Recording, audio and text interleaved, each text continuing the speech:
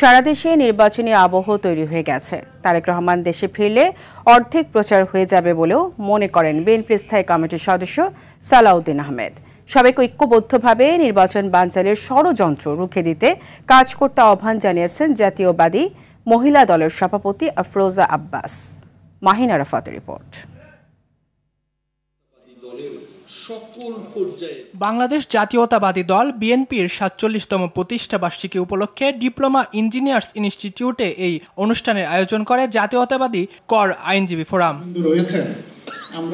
অনুষ্ঠানে সালাউদ্দিন আহমেদ বলেন, একটি মহল নির্বাচন বানচালের ষড়যন্ত্র করছে। তাদের হুঁশিয়ার করে বলেন, নির্বাচনী আবহের মধ্যে আছে দেশের মানুষ। যারাই বিভিন্ন রকম বিভ্রান্তিমূলক বক্তব্যের মধ্য দিয়ে বিভ্রান্তি সৃষ্টি করার চেষ্টা করছে, তাদের সকলের উদ্দেশ্যে নসিহত হচ্ছে, আমরা এখন নির্বাচনী আবহের মধ্যে আছি। সারা দেশে নির্বাচনী আমেজ সৃষ্টি হয়েছে। শীঘ্রই তারেক রহমান দেশে ফিরবে জানিয়ে তিনি বলেন, তার স্বদেশ প্রত্যাবর্তনের মধ্য দিয়ে প্রচারণা নতুন মাত্রা পাবে। অতি শিগগির আমাদের নেতা জনাব তারেক রহমান বাংলাদেশে প্রত্যাবর্তন করবেন। সেদিন বাংলাদেশের নির্বাচনের সমস্ত কিছু প্রতিষ্ঠিত হয়ে যাবে ইনশাআল্লাহ।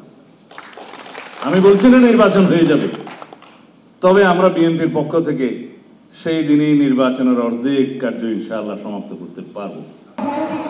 এদিকে প্রতিষ্ঠাবার্ষিকী উপলক্ষে সবুজবাগে মাছের পোনা অবমুক্ত করে স্থানীয় বিএনপির নেতারা। অনুষ্ঠানে আফরোজা আব্বাস বলেন, যারা নির্বাচনে বাধা সৃষ্টি করবে তাদের রুখে দিবে জনগণ। আমাদের এখন এক হয়ে কাজ করতে হবে। এই নির্বাচন ষড়যন্ত্র বানচাল করার জন্য অনেক ষড়যন্ত্র হচ্ছে, এখান থেকে আমাদের বেরিয়ে আসতে হবে। কারণ আমাদের এক হয়ে মিলেমিশে কাজ করতে হবে, এই ষড়যন্ত্র রুখে দিতে হবে।